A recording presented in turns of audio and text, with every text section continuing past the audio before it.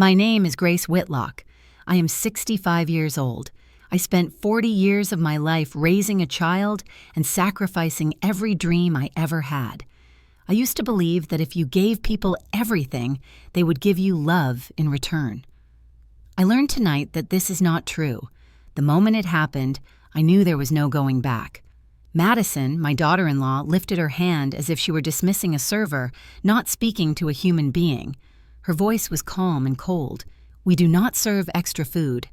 She pushed a single glass of water toward me. The glass slid across the linen tablecloth with a soft sound that felt louder than anything I had heard all evening. It stopped right in front of me. Just a glass of water. Not even ice. Meanwhile, the entire table was being served lobster on silver platters, bright red shells, butter pooling on white porcelain, steam rising into the air like a celebration of wealth and exclusivity. The waiter placed a lobster in front of each person around me.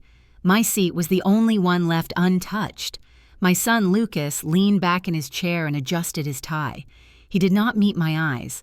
Instead, he stared at his wine glass and said, with a voice so casual it felt rehearsed, "You should know your place, Mom." There are words that cut like knives. That sentence carved something inside me I will never get back. But I did not break. I did not cry. I did not beg. I have spent my entire life learning how to be small so that others could shine. Tonight, I finally understood the cost of that. I inhaled, let my shoulders settle, and gently nodded. Noted. Madison froze. She expected humiliation, tears, a scene. She did not expect silence. Silence is power when someone hopes you will collapse. The waiter looked at me, unsure. His eyes flicked between me and the untouched plate. A silent offering, a question. I gave him a small smile and shook my head. "I'm fine with the water," I said. Inside my chest, something cracked. Not loudly. It was the quiet break of a truth finally revealing itself. Madison cut into her lobster. The crack of the shell echoed like a judgment. Butter splashed onto her expensive dress, but she laughed. Her mother leaned over to admire the dish and said loudly, "Only people with refined taste can appreciate quality like this." She offered me a quick glance before returning to her meal. Lucas bit into a piece of lobster as if nothing was wrong, as if this wasn't the same woman who once worked double shifts so he could attend a school trip he still remembers as the highlight of his childhood. I sat in silence with my glass of water. The ice melted. My resolve hardened. As they ate, they talked about designer furniture and vacation homes. They talked about their future. They talked over me, around me, through me. I was no longer a person at that moment.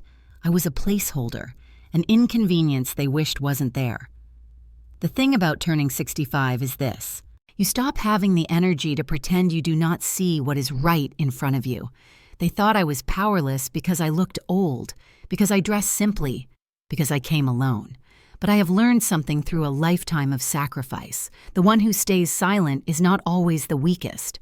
Sometimes the silent one is simply waiting, and then, the moment that changed, everything happened. From the kitchen, the head chef walked out. Oliver. Tall, composed, sleeves rolled up to his elbows. The restaurant lights hit the polished name tag pinned to his chest. He had stopped mid-service when he saw what was happening. He walked straight toward our table with purpose. The staff stepped aside for him. The hum of conversation faded. The air shifted. Madison watched him approach with annoyance. "Finally, we need more wine," she said, waving her hand like she was snapping at a servant. But Oliver never looked at her. He stopped beside me. His posture changed into something formal and respectful. Then he bowed his head slightly. "Mrs. Whitlock, he said loud enough for the whole table to hear. "Your office is ready whenever you want to step in." The table went silent. Madison blinked. Lucas dropped his fork. "Mrs. Whitlock, my name, my title, my ownership." Because what none of them knew was this: I own the restaurant, every chandelier, every plate, every lobster they were eating while I sat with water. I finally met Madison's shocked eyes. This time, I smiled for real. "Noted," I said again. End of part 1. I learned about restaurants from the ground up. I watched servers float like dancers and bussers disappear, only to return with quiet efficiency. I learned inventory from a chef who measured oil the way a composer measures silence. He said cost is a kind of music. If you listen carefully, it will tell you where the dish goes wrong. I asked for more work, and he handed me the prep list and the keys to the walk-in. Trust arrives in small servings. You take each one like a gift. I bought used cookbooks and copied recipes onto index cards. I volunteered for holiday shifts when others wanted to go home. I put $20 a week in an envelope under the flour tin. When it grew thick, I opened a savings account. The banker called me ma'am, and I realized I had become a woman banks respected. Lucas grew into long legs and easy laughter. He won a science fair with a project made from cardboard and mirrors. He saved me the last piece of pie. He wore his hair too long and said curls were proof that God had a sense of humor. He kissed my cheek before leaving for school, smelling of soap and sunshine. I measured time by the marks on the pantry wall and by how my hands hardened from work. When he asked about his father, I told him the truth in a way that would not poison the well.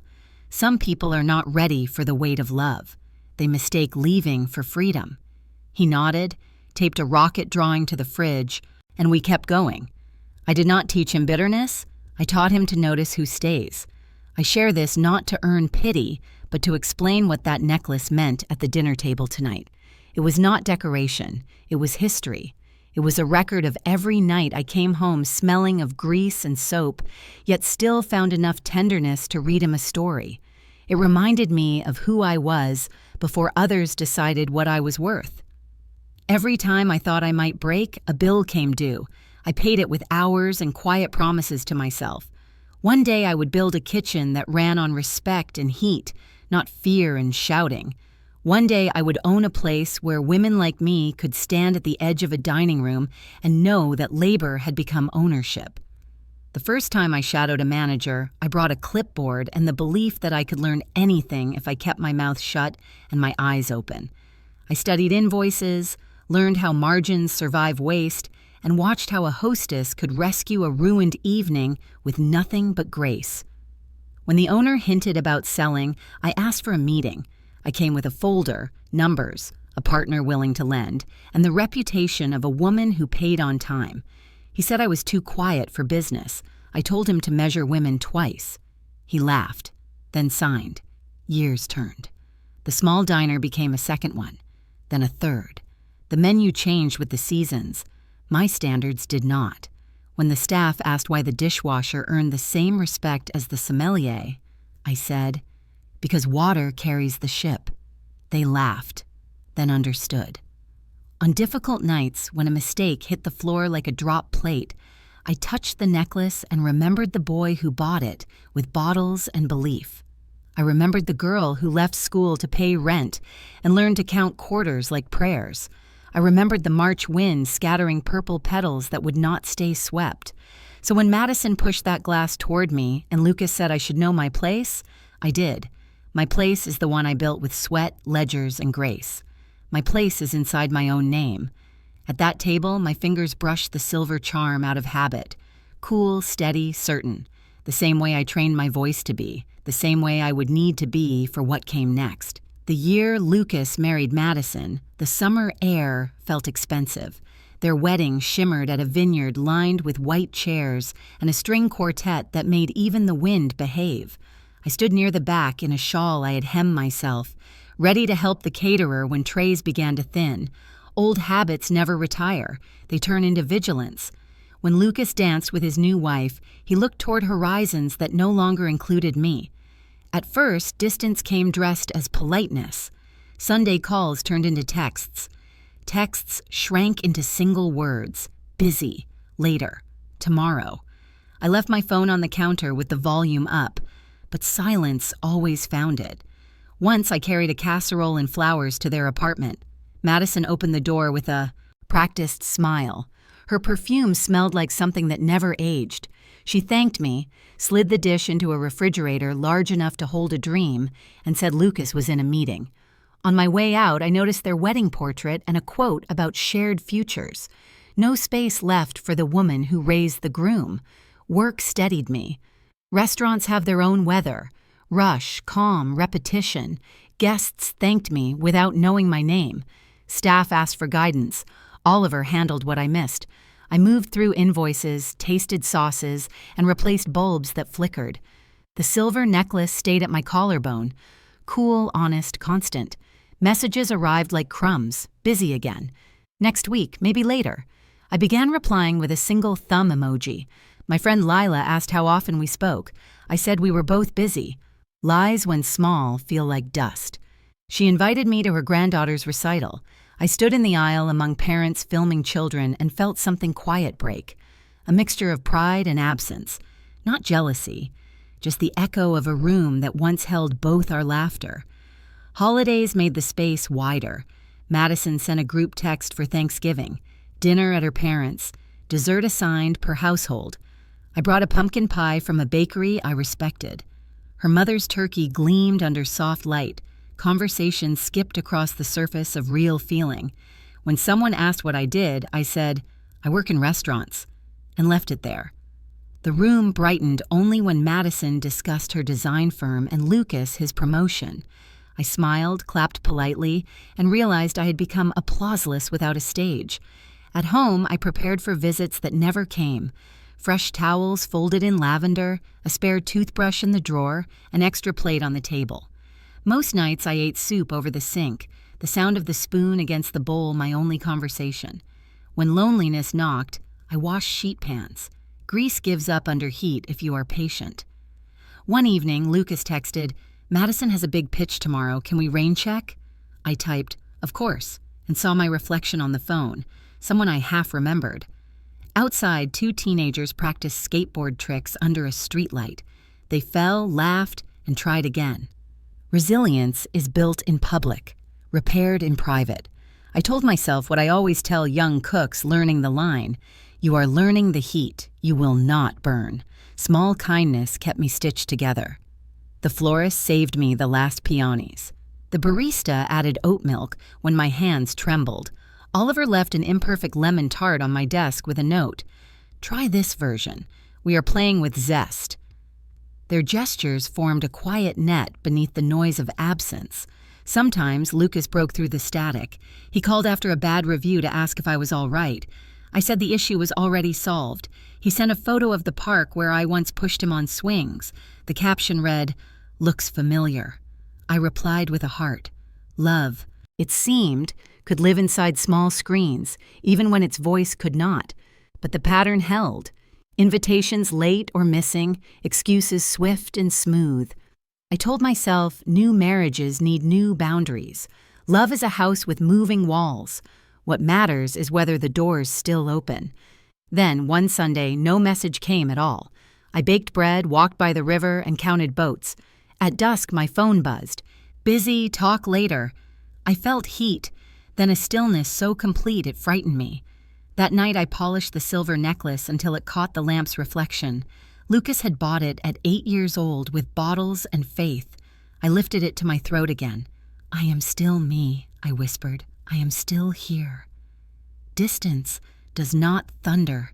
It drifts like fog. One morning you look up and cannot see the shore. I did not chase the horizon. I trimmed the sails. I went to work, listened, cooked, waited, not as a beggar at a locked door, but as a woman who understands patience, paired with dignity, becomes strength. I grew careful with my yes, righteous with my no. When Madison finally texted, "Dinner this Friday, let's reconnect," my hands were steady as I typed yes. The necklace lay cool against my skin, its weight familiar, its promise intact.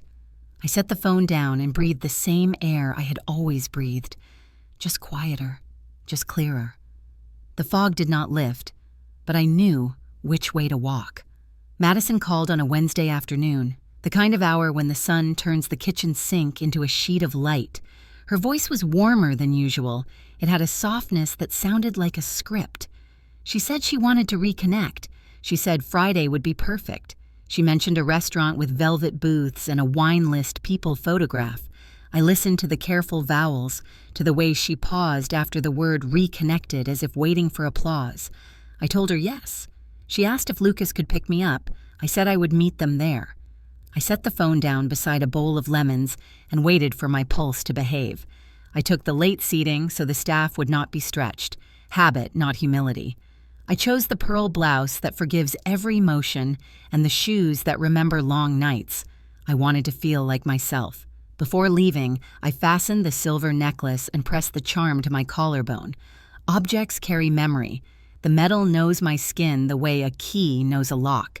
The evening air had the bite that follows a hot day, a warning that weather changes its mind. I walked the block and let the rhythm of each step set a metronome inside my chest. When I reached the entrance, the host recognized me in the way professionals recognize patterns. His smile was gentle and quick, the kind that asks no questions. He checked the list, circled a name, and said my party had arrived. Then he asked if I preferred to cross the dining room or slip along the back corridor. I chose the room. I needed to see it, not hide from it. The dining room was a river of quiet, choreography. Servers moved in clean arcs. Glassware sparked. The bar glowed with amber bottles that caught the light like stories. A bartender lifted a shaker and glanced toward the kitchen pass. That tiny glance was a language only restaurant people speak. I followed it and saw Oliver, sleeves rolled and jacket open, standing at the pass with a clipboard. He is our head chef, and on nights that matter, he doubles as the floor's calm center. He looked up at me and offered the smallest smile, the kind you tuck into your pocket. He kept the smile private. He did not wave. He did not call my name. He just inclined his head, then turned to the line, murmuring a note about timing. That was our agreement. Discretion first, respect always. At the bar, the bartender polished a coupe until it learned how to shine. He caught my eye and then looked past me, toward the door, the way sailors watch the weather. Foreshadowing announces itself to those who have learned to listen. A bar holds secrets and anticipation in equal measure. A kitchen holds heat and truth. Between them, a room decides what kind of night it is going to be. Lucas and Madison sat at a round table near the edge of the room, close enough to enjoy the music, far enough to see who entered. Madison stood to greet me with a hug that included no wait. She wore a dress that matched the chandeliers and a smile that matched the dress. Lucas kissed my cheek and asked if the traffic was bad. The chair reserved for me faced the room, stage blocking, intentional. From this angle, I could see the bar and the pass. I could see Oliver lift his eyes and nod once, barely there, then return to his work. The menu arrived in heavy leather. Madison kept hers closed and said she had taken the liberty of arranging a tasting menu to keep things easy. Her tone suggested generosity. The subtext suggested control. I thanked her. Lucas asked about my week and how the staff was doing. I gave him something true and small. He looked relieved, like a student who finds the test easier than expected. The first course arrived with grace, citrus and fennel arranged with the kind of restraint that lets flavor speak. Madison told a story about a client who loved her work but wanted it faster. She laughed in the way people laugh when they believe the universe owes them speed. Lucas mentioned a leadership seminar that taught him to delegate. He nodded as if agreement were an achievement. I listened. I do not begrudge people their pride. I only ask that pride not require a sacrifice from those who made it possible. A couple at the next table celebrated an anniversary. The man lifted a phone to capture his wife's smile. The bartender sent over a single rose in a slender glass, because this is the kind of house we run. I watched the woman's face soften, and I felt the tug of memory, the way kindness can change the temperature of a room. I glanced at the pass. Oliver had seen it too. He folded the moment into the cadence of service and kept the river moving. Madison placed her palms on the table and said she was glad we could have a calm evening, just family. She used the word family like a fence. I nodded and asked how her mother was recovering from surgery. A flicker crossed her face. She had not expected that question. She recovered her smile and said fine. Lucas poured water for me, though my glass was full. The gesture looked like care, but landed like rehearsal. Second course. The waiter leaned toward our table, a practiced angle of deference, and confirmed allergies. Madison waved her hand, said none, and looked at me. I said none as well. He turned to the pass for a beat, and in that beat, Oliver checked the ticket, lifted his chin, and gave a single approving nod. From the bar, the bartender adjusted the lemons on the cutting board into a neat line. Small alignments prepare for larger ones. Madison shifted to the purpose of the evening. She said life gets busy and people misunderstand good intentions. She said she wanted a reset. She used words like reconnect and clarity. They have a shine that wears off when not paired with action. I said I was here to listen. I watched Lucas's shoulders drop a fraction. He wanted an easy path through the thicket. A server set down bread and butter. The butter shaped into a small wave. Madison did not touch it. Lucas checked his phone under the table and placed it face down again. I looked toward the kitchen window and caught Oliver's eye for half a second. He lifted 2 fingers, a signal we had used for years to say steady, "You are on time." Some messages do not require speech. Third course. The room became a hum. Music, forks, a low laugh, the kind of sound that tells you people have decided to enjoy themselves. My body moved with the rhythm it has known for decades. Sit, listen, breathe, notice. It helps to understand cadence. Cadence helps you hear the moment a conversation turns. I could feel the turn approaching the way cooks feel a storm. Madison touched the stem of her glass and smiled. She said she had a plan to make gatherings more comfortable for everyone moving forward. She said budget clarity keeps relationships clean. She said she would outline it after dinner. My fingers found the silver charm and rested there, cool, certain, awake. At the pass, Oliver nodded once more and slid a plate forward. The bartender rapped the counter softly with his ring, a private rhythm of attention. The room was ready. So was I. The bread plate was cleared as if nothing meaningful had been said. Madison lifted her chin and signaled the waiter with 2 fingers. Her smile was professional, the kind worn by people who believe grace is a costume. She did not look at me when she spoke. "We do not serve extra food." She pushed a glass of water toward my place setting. The base left a ring on the linen like a seal of ownership. This will be fine for her. The word "here" arrived like a small shove. I kept my hands folded in my lap. My pulse slowed until it matched the soft percussion of the dining room. Across the table, Lucas adjusted his cuff and nodded, relieved to see a decision happen without a scene. He still would not meet my eyes. "You should know your place, Mom." There are instructions that pretend to be advice. He sounded rehearsed. A server to my left shifted his weight as if he wished he could step between us and the words. I gave him the smallest smile. He steadied. I stayed with him. 4 platters of lobster arrived with the ceremony of a wedding dress. Red shells cracked under the light. Butter glowed. Steam lifted like a benediction for appetites. The 5th place in front of me remained an island without a tide. The waiter hesitated, then set a fresh napkin by my water, as if dignity could be folded. Madison cracked her shell with practiced ease. The sound was crisp and final. She dipped a piece of meat into butter and lifted her fork slowly, closing her eyes in a performance of pleasure. "Outstanding," she said, loud enough to travel. Her mother would have approved of the volume. So would a jury. Lucas followed her pace. He ate neatly, as if good manners could swallow what had just been served. He asked about summer plans and did not wait for my answer. When Madison mentioned a resort by the water, he laughed like a man who had finally reached a world that would not demand history from him. I lifted the glass. The water had no ice. I tasted metal and cotton and the echo of 100 nights I had worked so others could eat. I set it down without sound.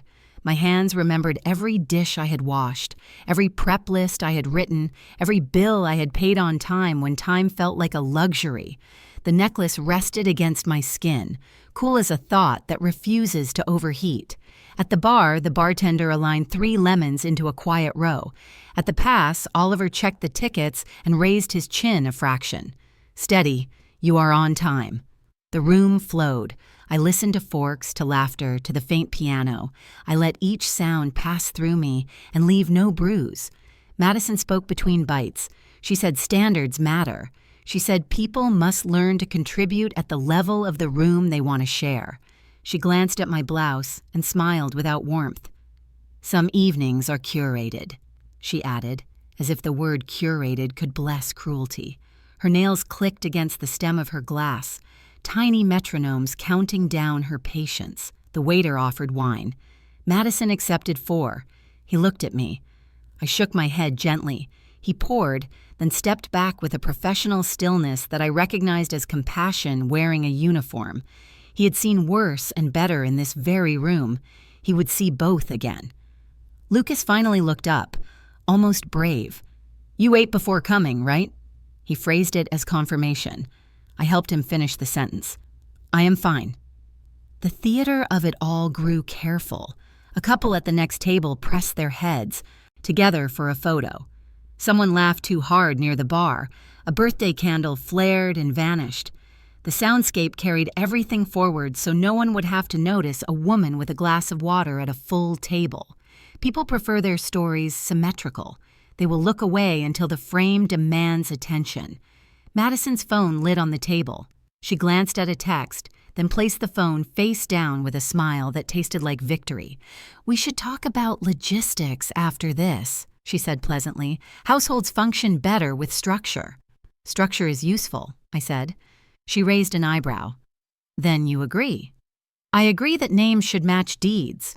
Lucas shifted. "We are trying to keep things smooth, Mom." "Smooth is not the same as kind," I said. Silence widened just enough for nearby tables to notice the shape of our family. The waiter approached with a second set of crackers and placed them near Madison. She did not thank him. She pressed the jaws into the joint of the claw and split it like a lesson. Butter ran. She licked it from her knuckle and dabbed her mouth with linen as if absolution came in squares. I let the silence return to me. Silence is not surrender. It is a room where the truth can sit down. I folded my napkin, refolded it, and set it flat. My father used to say, "Measure twice." My hands remembered. Lucas tried again. "Look, this place is special. We do things a certain way here. Presentation matters." "I understand," I said. The bartender tapped his ring softly on the wood. Oliver lifted a pan off the flame and nodded to the saucier. The hum in the room shifted by a degree. The door from the kitchen opened and closed. Somewhere in the back, a dishwasher laughed. Life kept insisting on itself. Dessert menus appeared, though the shelves were not yet cleared. Madison glanced at the options and said, 4 tiramisus. She did not look at me. The waiter faltered. "For 4, she repeated. He wrote, then moved away with the careful speed of someone walking through rain without getting wet. Lucas wiped his hands and leaned in. "Do not make this harder than it has to be." I held his gaze. "I would never make it harder for you." He glanced down. The muscles in his jaw held a private argument and lost. He picked up his glass. His reflection in the wine looked like a boy trying to be a door. My water had warmed. I lifted it again, and this time I tasted nothing. Not metal, not cotton, nothing. Emptiness can be a flavor when you finally name it. I set the glass down, centered it on the ring it had made earlier, and squared the napkin with the edge of the plate that never came. "Outstanding," Madison repeated, finishing the last bite. She praised the sauce the way people praise their own reflection. She signaled for the check. When the leather folder arrived, Lucas signed fast and slid the card back as if speed earned points. The amount accounted for 5, I touched the necklace and thought of a boy collecting bottles to buy silver. I thought of the first time I unlocked the door of a place I had built and how the air inside greeted me like a partner. Madison pushed her chair back. "Wonderful evening," she said brightly. "I am glad we could all enjoy ourselves." I stood. The bar glow deepened. At the pass, Oliver lifted his eyes to mine and gave the smallest nod. "It is said now." I smoothed my blouse. I placed my palm flat on the table long enough to feel the cool through the linen. Then I looked at my son and said the only word that still fit inside my mouth. "Noted." The crack of Madison's lobster shell hung in the air like a metronome that had forgotten mercy. Each strike of her fork came slower, louder, sharper. Butter hissed. The chandelier hummed. Somewhere a chair scraped against the floor and a server exhaled, wishing he were anywhere else. In that slowed second, I looked at my own hands lying still beside an unused plate. The glass of water in front of me had formed a small halo. My reflection bent in the spoon and looked older than I had allowed. Am I the old thing in my own family? The thought arrived without ceremony. Not the heirloom people polish, but the object they moved to storage because it no longer matches the furniture. Mothers turn into relics when gratitude becomes performance. A relic still holds history. It just no longer fits the room. Another crack. The shell surrendered. I touched the silver charm around my neck, the one Lucas bought at 8 with bottles and pride. I had polished it until it caught light like a promise. I could still see his boyish face when the cashier asked if the gift was for someone special. He said, "For my mom. She works harder than anyone." The cashier wrapped it in tissue with a paper star. I kept that wrapping for years, proof that the world sometimes sees you clearly. I breathed deep, letting air travel through bones that had lifted others too long. Across the table, Lucas laughed at something Madison said about priority seating. His laugh wasn't cruel, it was learned. He had trained his voice to fit this room. Children borrow the weather of whatever home they enter until they mistake it for climate. The piano behind the bar played a soft standard. I counted beats the way I used to count minutes during night shifts when the fryer misbehaved. Kitchens teach patience as geometry. Heat moves in angles until it resolves. I had resolved thousands of crises no one saw. A mother's job is to clear the debris so others can walk without tripping. People forget the path was crowded until you clear it. Another crack, another surrender. Madison praised the texture as if she had invented Tide. A message flashed on her phone, lighting her face gold. In the polished steel centerpiece, I saw a faint reflection of myself. Chin lifted, eyes steady, mouth quiet. Old, yes, but old like oak, not like trash. Oak remembers storms. Trash remembers owners. I wanted to speak, but didn't. Silence is a scabbard, not a cage. It keeps the blade sharp for the right hour. I have learned not to spend anger on moments that cannot earn it. Inside that pause, I walked the rooms of my life. The tiny apartment with a rescued couch, the hot prep line in August, the blackout night when we lit candles and sang so guests wouldn't grieve their ruined meal. Dignity is practice. You do it when no one claps. The question returned more polite this time. Am I the old thing or the foundation that vanished because it held too well? Foundations are not meant to be seen. They're meant to be trusted. People only notice them when they crack. I had been steady so long that steadiness looked like emptiness to those addicted to noise. I turned the charm between my fingers. Butter scent lingered. Citrus, flame, cleaner. I can read a restaurant blindfolded. At the pass, Oliver shifted his stance. A pan had just come off the flame. The bartender tucked a towel into his belt. A food runner counted steps and adjusted pace. Order is kindness disguised as discipline. I had built my life on it. Lucas cleared his throat. He started a sentence that would begin with "mom" and end with "rules." My shoulders braced for impact.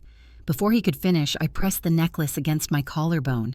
The metal was cool, steady, an anchor. I realized I didn't need to teach anyone a lesson. Lessons delivered in fury become scars. Lessons delivered in stillness become law. The waiter lingered with a question he couldn't ask. I spared him the trouble, lifting the water for a measured sip. It was warm now. The ring it left looked like the outline of a harbor, safe, shallow, patient. Across the room, a child shook pepper onto his plate until his father laughed. That laugh reminded me that joy doesn't need permission from elegance. Inside my chest, the proof of my life arranged itself like files. Rent receipts paid on time, menus rewritten after midnight, schedules adjusted so a cook could attend her daughter's recital. If a soul could be audited, mine would balance. I remembered signing payroll for the first time, how my hand shook, not from fear, but from reverence. Ownership isn't a crown, it's a ledger kept clean. Madison lifted her wine glass. "To clarity," she said. The toast glimmered like a coin tossed into deep water. I nodded. Not agreement, just acknowledgement. Clarity can burn if you stare too long. I let it sit between us, glowing beside the untouched butter. Am I the old thing?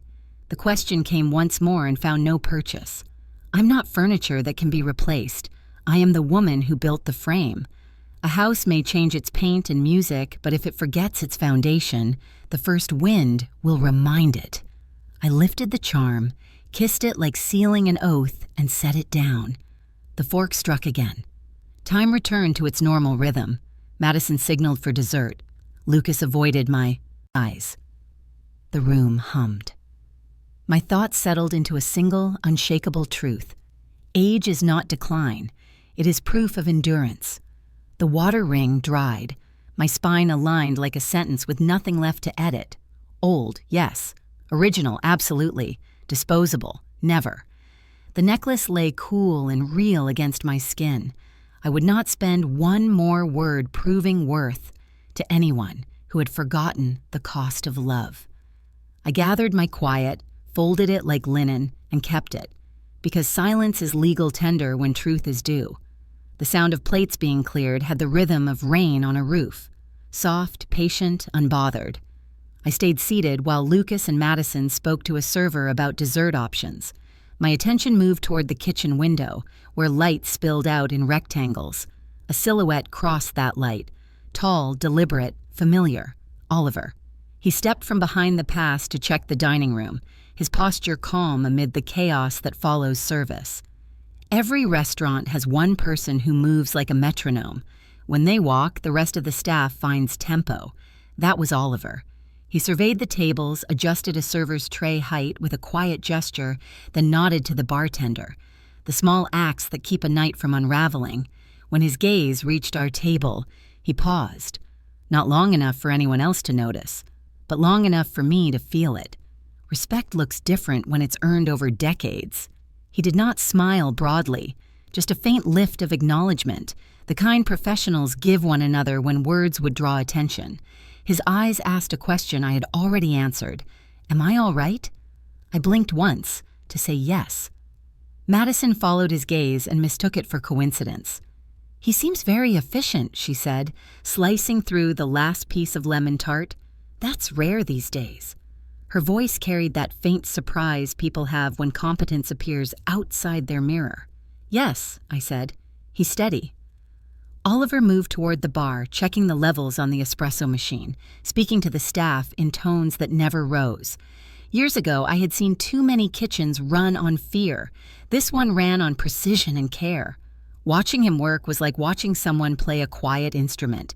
You did not need to hear the melody to know it was there.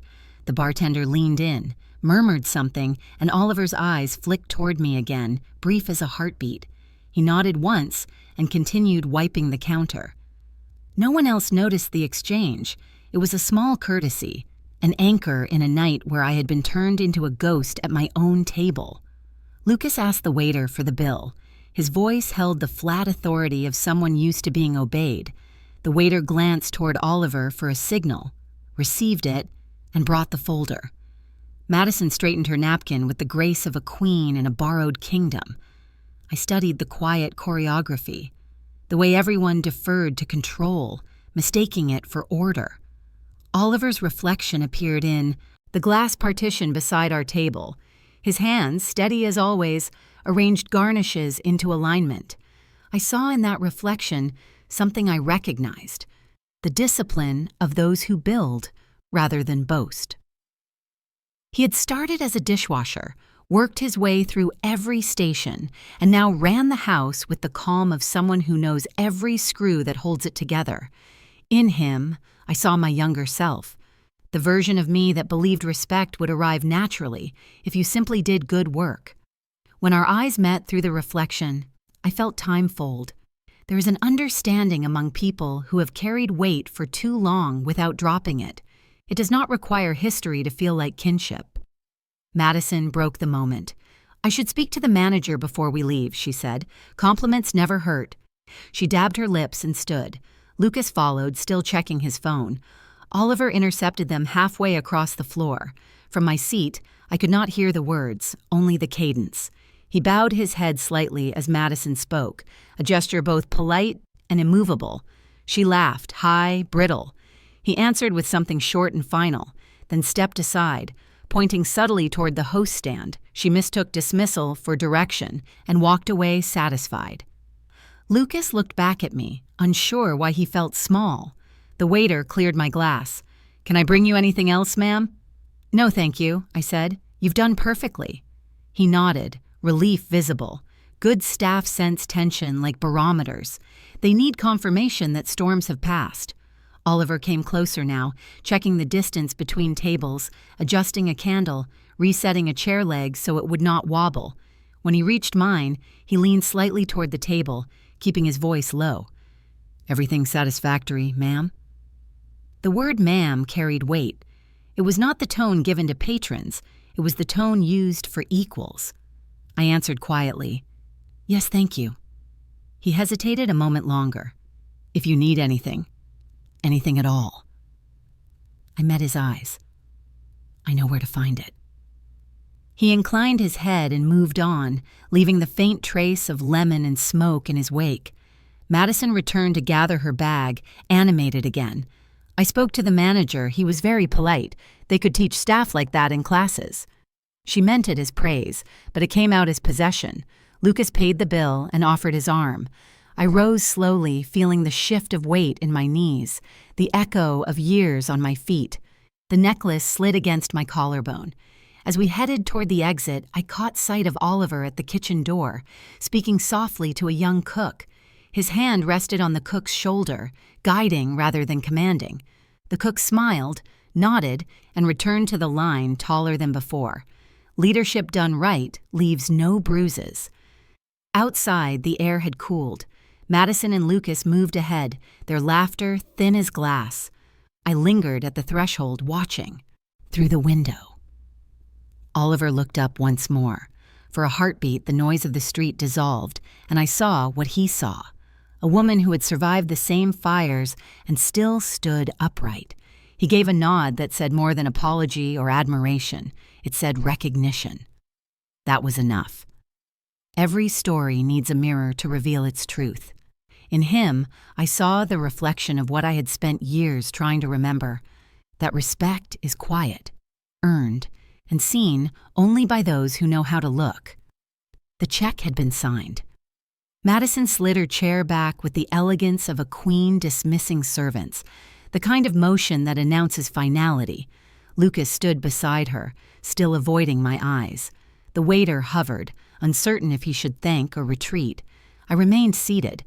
I wanted to memorize the stillness before the world tilted. From the kitchen, a door whispered open. The hum of conversation dropped half a note. Oliver stepped into the light. His jacket was clean, sleeves rolled to mid-forearm, the white of his cuffs catching the chandelier's reflection. He did not hurry. He never did. He moved through the dining room like someone walking a corridor they had built. When he reached our table, he paused a respectful distance away. The staff noticed and stilled. Even the bartender, mid-shake, lowered his arms.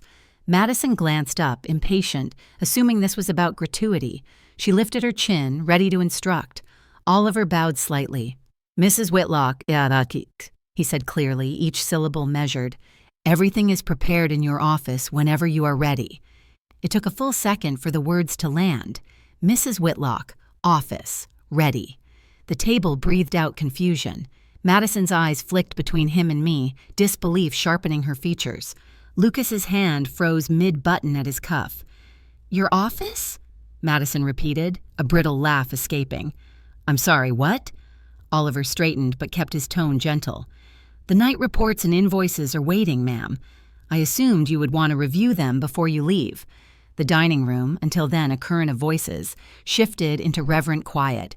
People sense hierarchy even when they don't understand it. The waiter who had served us earlier stood near the wall, trying not to smile. The bartender set down a glass without breaking eye contact with Oliver. I looked at Madison, her expression halfway between curiosity and insult. "Ba, chuode?" she said, her voice cracking through disbelief. Lucas turned toward me, searching my face for denial. He would find none. "Yes," Oliver said before I could speak.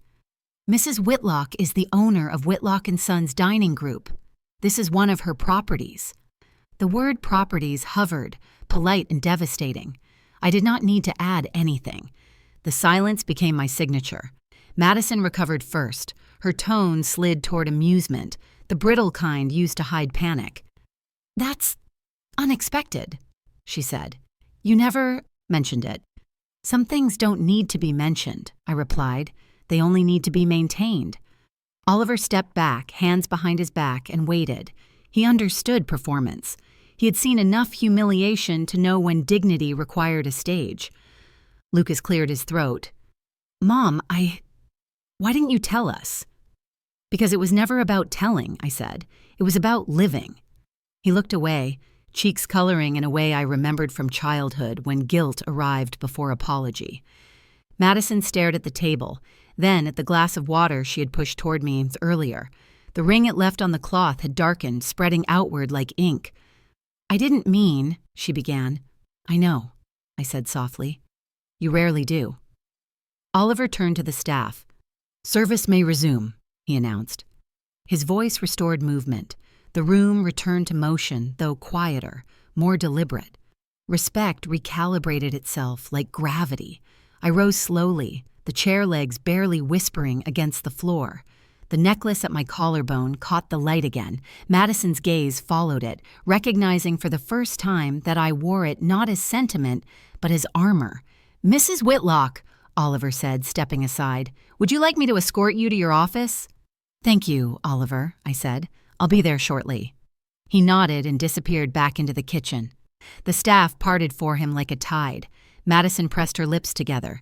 "You own this place," she said, still tasting the words as if they might change flavor if spoken differently. "I built it," I corrected. "Ownership is paperwork. Building is labor." Lucas whispered, "I had no idea." "That was the idea," I said, "so you could have one without burden." He rubbed his temple. "Mom, we weren't trying to—" I stopped him gently. "Don't explain cruelty as a misunderstanding. It costs too much to fix." Madison's eyes filled with something she refused to name. Pity, regret, fear, all of them looked the same under chandelier light. She reached for her bag, fumbling with the clasp.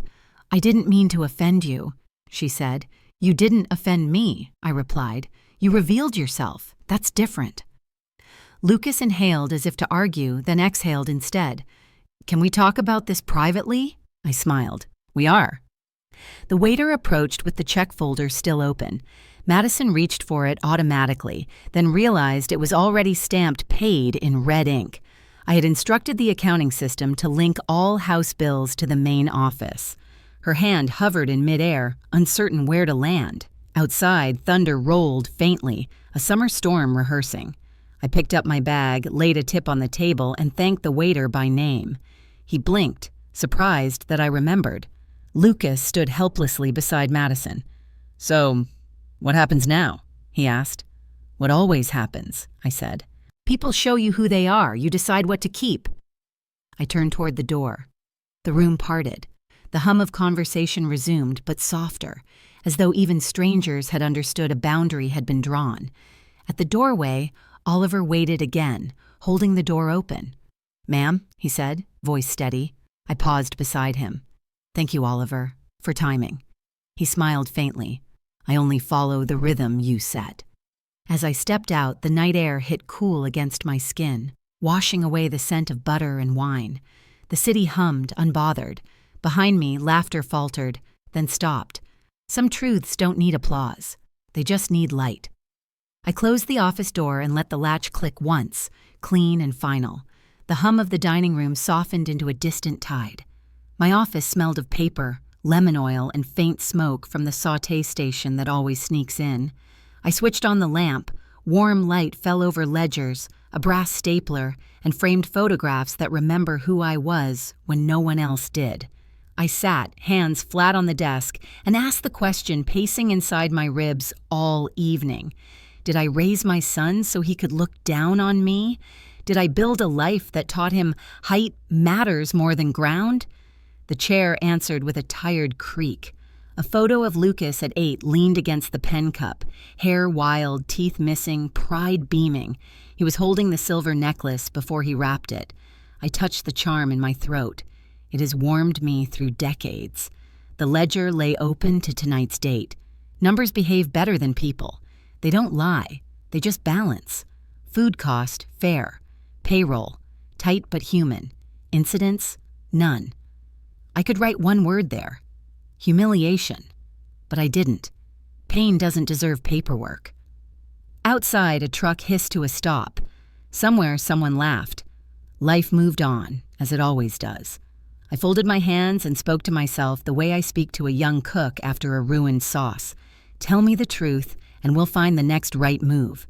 Truth. I am hurt. It is the kind that carries history, an ache handed down through quiet women, old because it lives in every mother who has given more than she had, new because it came from the child she gave it to. If I forgive too quickly, will I teach him that cruelty is a debt he can pay with an apology? If I withhold forgiveness, will I turn love into punishment disguised as strength? I stood and opened a small journal labeled House Lessons. Rule 1, we are never allowed to make someone invisible. Rule 2, fix things at the smallest point of failure. Rule 3, tell the truth without spectacle. These rules kept my restaurant alive. Maybe they could keep me from breaking. I poured water from the carafe, waited for the surface to still. Timing matters. If I speak now, I'll speak from the heat. Heat burns, hearth restores. I needed quiet justice, not noise. On a yellow pad, I drew 3 columns: boundaries, repairs, future. Under boundaries, no public. Invitations until private respect is shown. No access to favors until accountability is proven. Under repairs, 1 letter acknowledging harm, 1 conversation requested, not demanded. Under future, patience open-ended, trust rebuilt by behavior, not birthright. Did I raise my son so he could treat me like something old to discard when life grew new? No. I raised him to be a man who understood value. He forgot. But forgetting is not forever. A soft knock. Oliver opened the door. Do you need anything? I'm fine. He stepped in, set a cup of ginger tea on the desk. Nights like this dry the voice, he said. He did not sit until I nodded. We shared silence, the kind forged over years of shared labor. Finally, he said, You were measured tonight, the staff noticed. Measured to keep the roof on, I said. He smiled. Do you want me to secure the footage? Document it, I said. No one needs to see it unless someone tries to rewrite the night. Understood. He hesitated. Use the back exit? No, I'll leave through the front. After he left, I sipped the tea. Memory loosened. First payroll, first refusal to fire someone who needed mercy more than discipline. Keeping the house honest had cost me, but never too much. I lifted my phone, typed a message, and erased it. Anger drafts fast. Wisdom edits slow. Then I wrote again. Lucas, I won't discuss tonight by text. If you wish to talk, ask for a time. Come alone. Bring your listening. I set the phone down face down. That sentence felt like a door. Firm, unlocked. I closed my eyes. 2 instincts fought in me. One said, smooth it over, protect him from consequence. The other said, hold the line. Between them lay a bridge named compassion, with rails called truth. What would I tell another mother? I'd tell her to stand, open a window, let air in. Fresh air is not cruelty. It's medicine. I opened the window 2 inches. The city's breath slid through. I breathed it back. The ledger waited. I wrote 1 sentence in the incident line. Boundary established, then signed my name. The ink dried quickly, as if eager to seal what I'd learned. I touched the necklace, felt its weight. A child's gift that outlived childhood. I spoke aloud, voice steady. I will not spend love where there is no respect. I will not be angry when there is no growth. I will spend time where truth can work. When I turned off the lamp, the room gentled but did not darken. Service continued beyond the wall. Plates clinked, laughter returned, life insisting on itself. I walked the long way out through the dining room. The table where I had sat was being reset. The glass ring had already been wiped away, but the boundary I drew tonight, that would stay clean. Morning arrived with a polite kind of sunlight, the kind that doesn't demand forgiveness, only attention. The restaurant looked different in that light. Honest, unperfumed, raw, chairs stacked, floors drying, receipts lined like obedient soldiers. I unlocked the office and placed the silver key beside the ledger. There was work to do. Oliver arrived at 8 sharp, as he always did. He knocked once, entered quietly, and waited until I looked up. His respect had rhythm. He carried a folder, its corners worn from use. "Morning, Mrs. Whitlock," he said. "Morning, Oliver. Sit." He did, posture straight but not rigid. I slid a new folder across the desk. Thicker, embossed with the company seal. "I need this processed by noon," I said. "Transfer of operational rights for this branch. Signatures here and here. You'll hold power of attorney for day-to-day management." He blinked, understanding faster than most would dare. "You're stepping back?" "I'm stepping correctly," I said. "Ownership remains with me, but oversight will run through you. Madison's name and Lucas's name will be removed from any temporary authorization or guest accounts. Everything must follow procedure. No confrontation, no public notice." He nodded once, already mapping logistics in his head. "I'll inform you about legal and accounting. Quietly." "Quietly is the only volume we use," I said. He smiled. "Understood." While he reviewed the documents, I looked through the window toward the dining room. The morning light revealed fingerprints on the glass, minor smudges no one notices at night. Perfection is illusion. Maintenance is truth. I had spent my life keeping things maintained, families, kitchens, hearts. Oliver cleared his throat. "Would you like the staff briefed?" "Yes, just tell them to keep standards as always. Nothing changes except accountability." He closed the folder, slid it back toward me for signature. I signed with the same pen I'd used on the first contract 25 years ago. The ink flowed without hesitation. Some lines know their direction. "Will there be repercussions?" he asked carefully. "Consequences," I corrected. "Not punishment. There's a difference." He inclined his head. "And your family?" "They'll learn the same way we all do, through paper, not volume." Silence settled between us, heavy but clean. Outside, a delivery truck backed into the alley, brakes sighing. Oliver stood.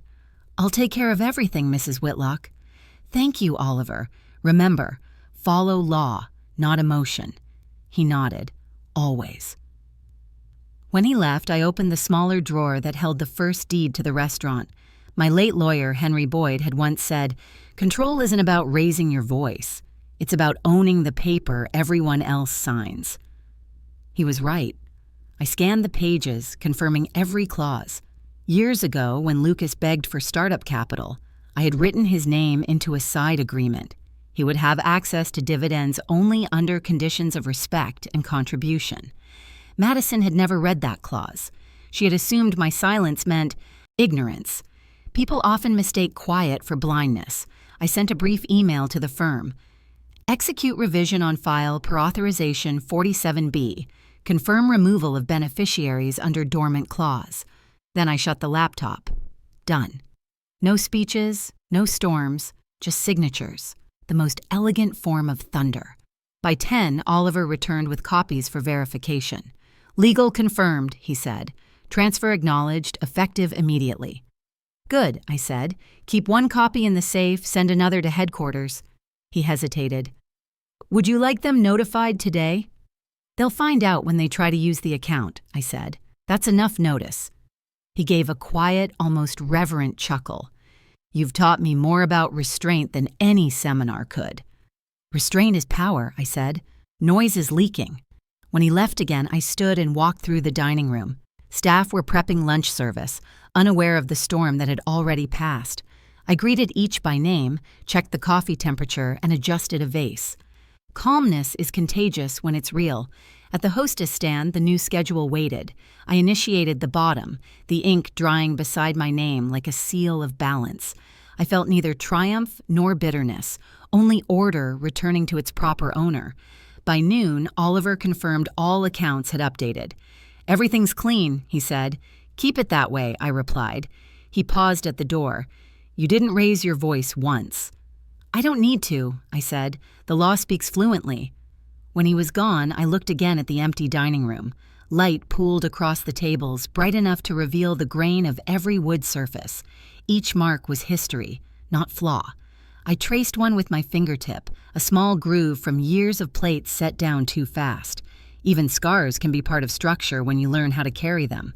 My phone buzzed once. Lucas's name. I didn't answer. He would call again.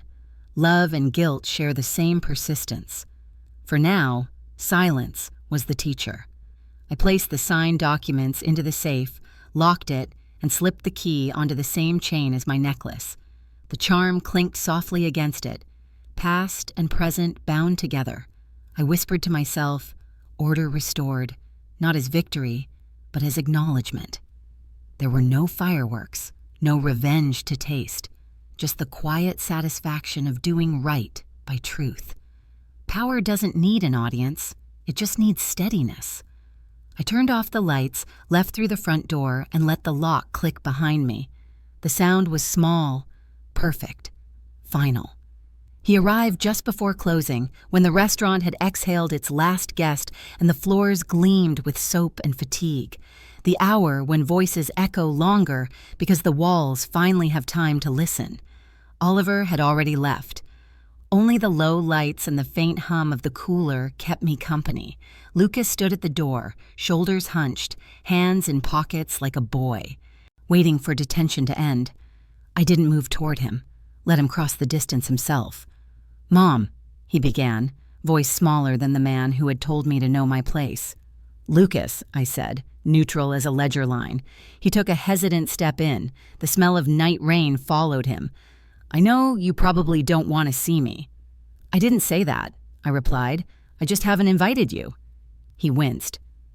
"I deserve that." He looked around, the tables, the polished bar, the framed photos on the wall. For the first time, I saw realization replace entitlement. His eyes landed on a black and white picture near the register. Me at 28, in a cook's jacket, smiling with exhaustion. "You built all this," he said quietly. "Yes." He nodded, swallowing. "Madison told me what happened. She feels terrible." "Good," I said. "Feeling is a start." He rubbed his neck. "Mom, I was wrong. I was stupid. I didn't mean to humiliate you." I folded a napkin, slow, precise. "You meant to impress her. It worked." He flinched again. "You're right, He stopped, searching for words that might rearrange the damage. "If I'd known you had all this, if I'd known you were successful, I never would have let things get that far." The napkin in my hands froze mid-fold. "What did you just say?" He rushed on, misunderstanding the silence. "I mean, if I'd realized you weren't struggling anymore, if I'd known you had money, power, Madison would have respected you. We both would have treated you differently." Each word landed soft but cut deep, like paper slicing through skin. "So," I said slowly, "respect is a service with a price tag?" He frowned. "No, I didn't mean it like that." "Then how did you mean it?" He tried again, voice trembling with the wrong kind of guilt. The guilt of inconvenience, not insight. "You've always been so humble. You never showed what you had. We just thought you needed us." I smiled, the kind that doesn't reach the eyes. "You thought wrong." He sank into the nearest chair. "Mom, please don't look at me like that." "How should I look, Lucas? Like a bank? Like a ghost?" His voice cracked. "Like my mother." The word hung between us, fragile, overused. I looked at him, this grown man with the same brown eyes that once looked up at me after a scraped knee, waiting for rescue. Now those eyes sought absolution. "Lucas," I said softly, "being your mother was never the problem. It's being your mirror that hurts." He blinked. "What do you mean?" "You look at me, and all you see is who you're afraid of becoming. Someone ordinary. Someone who has to fight quietly. You think success erases that, but it doesn't. It just exposes who can live without decency when no one is watching." He stared at the floor. "I'm sorry," he whispered. "For which part?" He hesitated. "For saying things I didn't mean." I shook my head. You meant every word. You just didn't mean for me to remember them." He closed his eyes. "Please, can we start over?" I took a deep breath. The air in the restaurant smelled of lemons and endings. "Start over? No, Lucas, but we can continue on honest terms." He looked up, desperate. "What do you want me to do?" "Grow," I said. "Not for me, for you. Because every time you look at a woman who reminds you of me, I want you to remember this night and choose differently." He swallowed. "You always talk like you're teaching." "I am," I said, "because I spent my life learning how to survive men who confuse love with ownership." He tried to reach across the table, but I didn't move. Touch means something when words are true. Otherwise, it's noise. "I never wanted to hurt you," he murmured. "Intent doesn't cancel impact." He nodded slowly. "Madison wants to apologize too." "She'll have to schedule it," I said. "My time is not the default." That startled him. "You really mean that?" "I've earned the right to mean what I say." He rubbed his hands together. "I just wish you'd told me who you really were, and I did," I said quietly. "You just stopped listening after Mom." Silence spread. I let it. The clock ticked behind the bar, steady as a heartbeat. Finally, he whispered, "If I'd known you had money, I would have treated you better." The sentence dropped like a stone into deep water. The ripple reached everything. Childhood, love, the necklace around my throat. I looked at him, my voice barely above my breath. "Then what you call respect is simply good customer service." He opened his mouth, closed it. No defense came. I stood, smoothing my blouse, the silver charm cool against my skin. "Lucas," I said gently, "I don't need your apology. I need your understanding, and that may take time you're not yet brave enough to give." He stood too, eyes wet. "Do you hate me?" "No," I said. "I'm just finally choosing not to shrink for you." He reached out once more. I stepped back, not in anger, but in preservation. "Take care of yourself," I said. "That's all any parent truly wants." He nodded, defeated but breathing. "I'll try." "I hope you do." He left quietly, the door closing with a sigh. I stood alone in the low light, hearing the faint echo of his childhood laughter somewhere behind memory. The restaurant was mine again. Silent, balanced, unbroken. I turned off the last lamp and whispered to the dark, "Respect that costs money was never respected." The room agreed. The restaurant was quiet again, emptied of its noise and pride. The lights were dim to their last duty, casting the kind of soft amber that makes every surface honest. The chairs were stacked, the tables wiped clean. Only the low hum of the cooler remained. A heartbeat that didn't belong to me anymore. I sat in my office for a long time after Lucas left. His words still drifted in the corners, faint as smoke that refuses to leave a room. If I'd known you had money, the sentence still scraped against my ribs. It wasn't cruelty, it was confession, and somehow that hurt more. On my desk lay the ledger, the pen, the key, the small stack of legal documents Oliver had processed that morning. Everything was in order. Numbers are balanced, titles secure. There was nothing left to fix. For the first time in years, I didn't owe anyone an explanation. Not my son, not his wife, not even the ghosts of all the women I used to be. I looked around the room. Every object carried a story. The chipped mug from the diner where I worked my first double shift, the brass stapler Henry Boyd had given me when the first restaurant turned profitable, the photograph of the staff at our first Christmas. Tired, happy, unknowing, all of them pieces of the woman I had built from nothing. But the necklace, that was different. That belonged to another life. I touched it now, the small silver charm warm against my throat. It had survived the years, the grease, the tears, the rising heat of kitchens that never rested. It had seen me through nights when I was too tired to dream, through the morning when Lucas's father packed his suitcase without goodbye, through every bill paid in quarters. It had been my talisman, my proof of love. And tonight, it had been my armor. I unlatched it slowly. The chain slid through my fingers with a whisper, a sound lighter than forgiveness. For a long moment, I held it in my palm, weighing what it meant, what it had always meant. The boy who bought it had disappeared into the man who saw wealth before worth. But the memory of him, the child who wanted to make his mother smile, still lived inside the metal. Maybe it was time to set both of them free. I opened the drawer and pulled out a small velvet tray where I used to keep receipts and keys. I placed the necklace there, centered it carefully. The silver caught the lamplight one last time, a quiet shimmer that looked almost like a goodbye wave. Then I whispered, "Noted." The same word I had said at that dinner table. The same word that carried the weight of restraint, of dignity, of knowing when silence was the final truth. But this time it wasn't armor. It was released. I closed the drawer gently. The sound of it sliding shut felt like punctuation. Standing up, I buttoned my coat.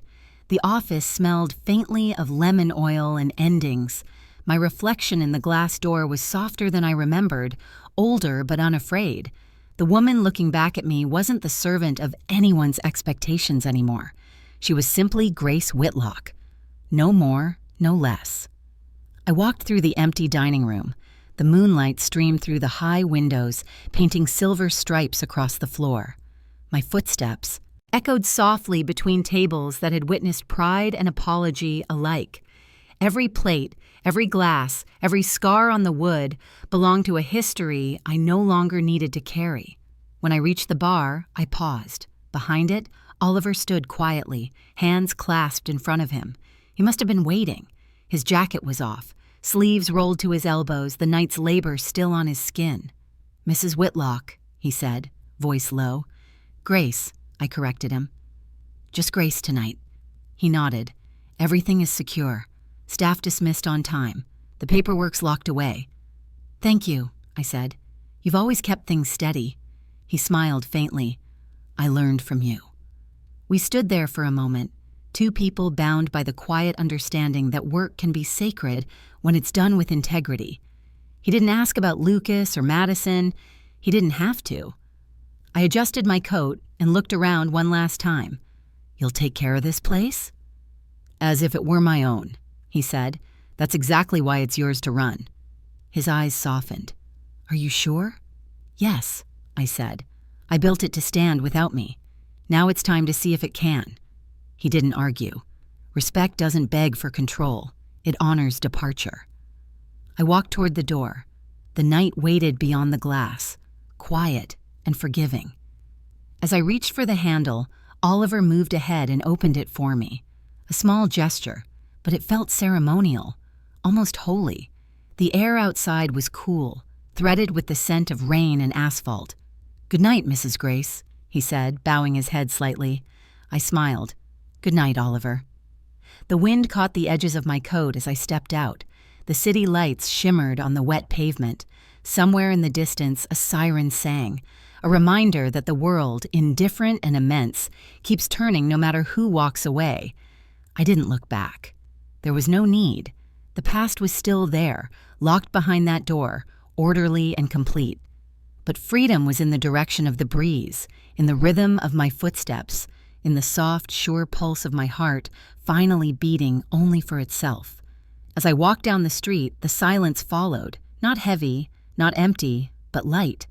The kind of silence that fills you with space to breathe. I had spent years talking over the noise of others, employers, critics, family, my own fear. Tonight, silence spoke for me. Somewhere behind me, the lights inside the restaurant dimmed completely. Oliver would close up, check the locks, turn the key. He would stand for a moment by the door, maybe thinking of the woman who built the house and then knew when to leave it standing. For me, the night air was enough. I walked until the noise of the city thinned into a steady hush. Passing a florist shop, I stopped for a moment. In the window sat a single white rose, its petals half open. I thought of buying it, but decided against it. Some beauty shouldn't be possessed. It should simply be witnessed. I smiled again, softer this time. The wind lifted my hair, and for the first time in years, I didn't resist. Freedom, I realized, doesn't shout. It walks. And I kept walking. The kitchen smelled of rosemary and new beginnings.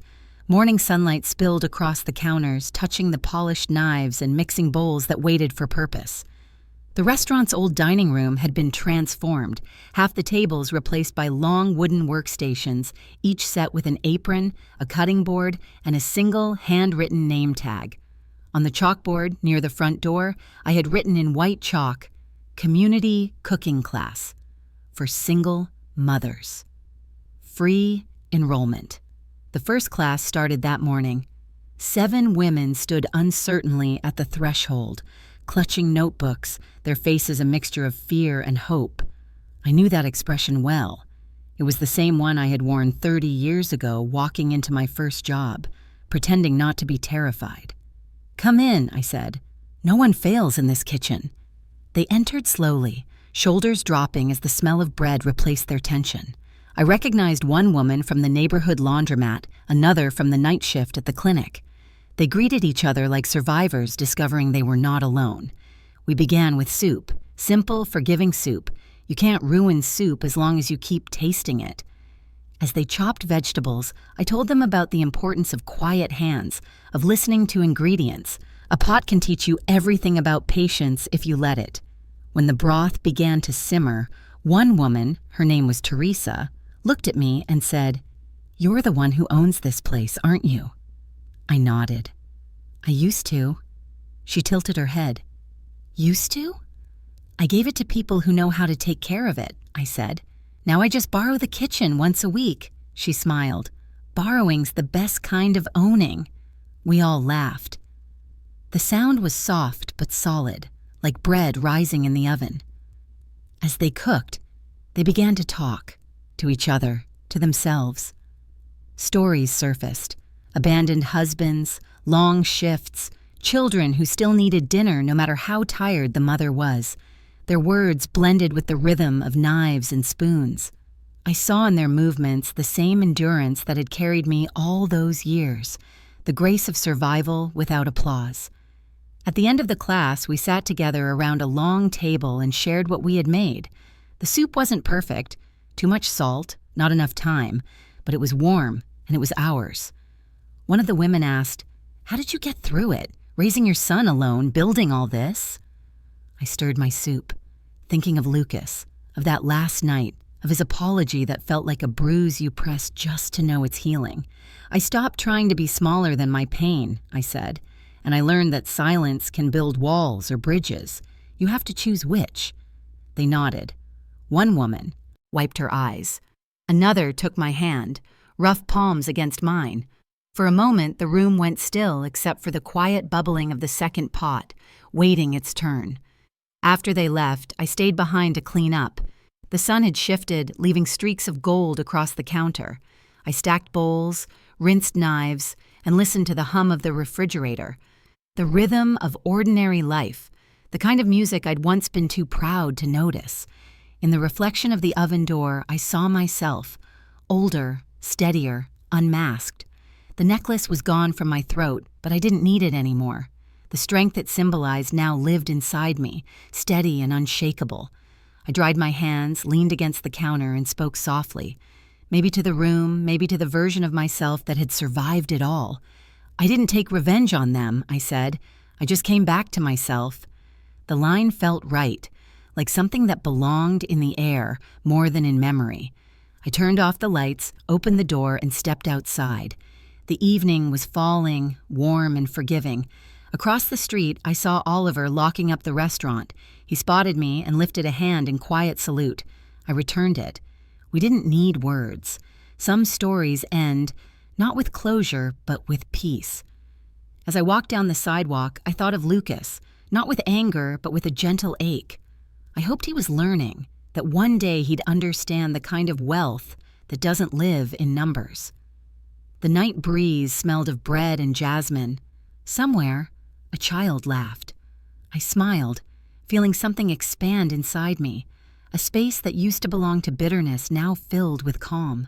Freedom isn't loud. It's steady. It cooks. It teaches. It forgives without surrendering. The camera would fade to black here, leaving only my voice. I didn't take revenge on them. I just came back to myself. Then, white text over darkness. respect isn't earned by money. It's earned by how we treat people. And finally, the quiet question for those still listening. Do you think I did the right thing? If it were you, would you give up or walk away?